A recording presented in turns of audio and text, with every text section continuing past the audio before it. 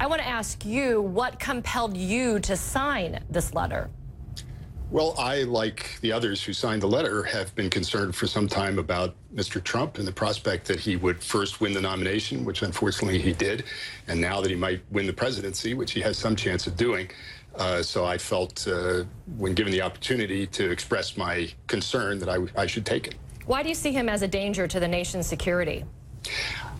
There are many reasons to oppose Mr. Trump, just as there would be any normal candidate. One can point to his lack of experience in politics, government, foreign affairs. Fair enough. One can disagree with his positions on many issues, and I certainly would. But the point of the letter was to emphasize the concerns that many have about his temperament. He's shown himself to be erratic, has difficulty in controlling his emotions, says whatever comes to mind. These are not qualities that one wants to have in the commander-in-chief of the United States. Was there a specific tipping point for you? Because Donald Trump has been saying quite controversial things for the past few months now, notwithstanding, insulting women and Muslims, but, also saying, listen, I know more about ISIS than generals. He said complimentary things about a rival nation, Russia. At what point did you say, all right, enough is enough? We've got to do something like this? Well, personally, I've expressed my opinions about Mr. Trump going back several months. I was signatory of a previous letter from a number of people expressing similar concerns. I co-authored an op-ed in March with a friend and colleague of mine that called on senior Republican defense and foreign policy officials to speak out against Mr. Trump, which at the time didn't have a whole lot of impact.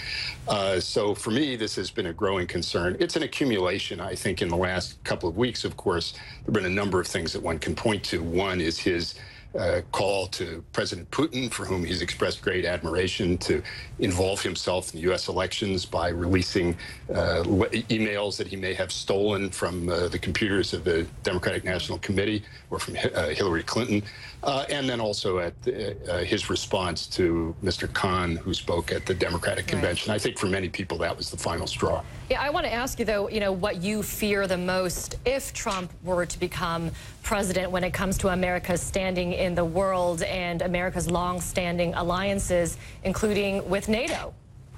Well, he's already done a good deal of damage, I think, by raising doubts in the minds of our friends and allies about the future commitment of the United States. He said that our allies don't pay enough. If they don't pay more, we're going to withdraw from these alliances. He doesn't seem to understand the arrangements that we've worked out over decades, where, in fact, our allies do contribute to supporting our forces there. He doesn't seem to understand the benefits that the United States derives from having forward bases and alliances around the world.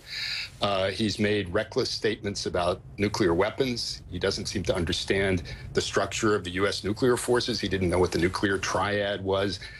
So he's poorly informed. And I think, again, this question of temperament arises. If you imagine a president having to make decisions in a very short period of time that could have life or death consequences for millions of people, you want someone who is cool and level-headed and knows what they're doing. And Mr. Trump clearly does not.